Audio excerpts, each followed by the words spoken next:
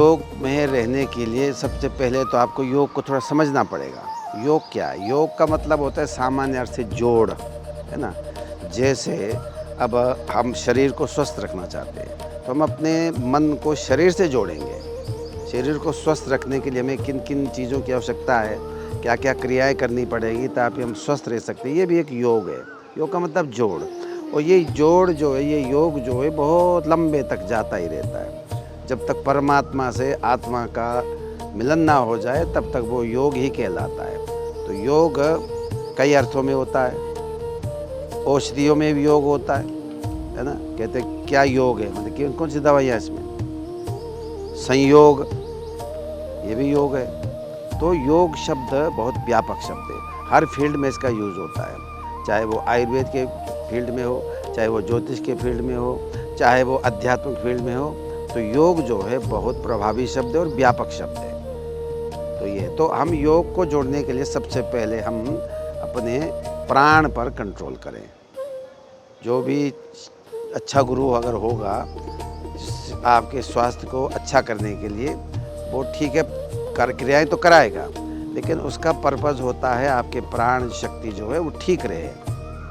प्राण पर ही आपके स्वास्थ्य निर्भर है। जैसे कोई व्यक्ति जिसको दमा है, उसका तो बहुत जल्दी तेज चलेगा, और जिसका युवा है, कंट्रोलिंग है अपनी भावनाओं पर, उसका प्राण धीरे धीरे चलेगा। हम लोग 1 मिनट में 15 बार सांस लेते हैं, ठीक है ना? तो जितना जितना आप आध्यात्मिकता में या ध्यान में उतरते हो, जब आपका मन किस कंसंट्रेटेड होता है किसी पे, तो आपकी सांस की गति कम होती चली जाती है। 1 मिनट में 15 लिया, अगर आप किसी चीज़ पर फोकस कर रहे हैं, रेगुलरली वहाँ पर हैं, तो वो मिनिमाइज़ होता जाएगा, आपकी गति कम होती चली जाएगी। तो एक ऐसा समय भी आता है ध्यान में, आदमी मिनट में 4 ही बार सांस लेगा। और कुछ ऐसे योगी हैं जो सांस ही नहीं लेते, वो कहते प्राण को यहाँ चढ़ा देते हैं, फिर ये ऊपर नीचे का जो है केवल जीवित रहता है, बल्कि उसकी जो चेतना है सूक्ष्म में चली गई, क्योंकि उसको कुछ काम तो करना है नहीं, बस केवल उससे जुड़ना है परात्पर से। उसको फिर उसका शारीरिक कोई क्रियाएँ नहीं होती। वो तो खैर हायर चीज़ है, लेकिन फिर भी जो मनुष्य इस लोक में है, जिसको स्वास्थ्य ठीक चाहिए, उसको प्राण विज्ञान को समझना चाहिए। हर चीज़ में प्राण की उपयोगिता होती है। हम कोई भी क्रिया करते हैं, इसका असर प्राण पे होता है, और इसीलिए प्राणायाम कहते हैं प्राणों का विस्तार। धीरे धीरे धीरे रोज़, अब जैसे अब सांस रोका हमने, एक दिन आप रोक नहीं पाएंगे, धीरे धीरे अभ्यास करोगे, एक दिन ऐसा है कि आप 3 मिनट तक रोक लेंगे।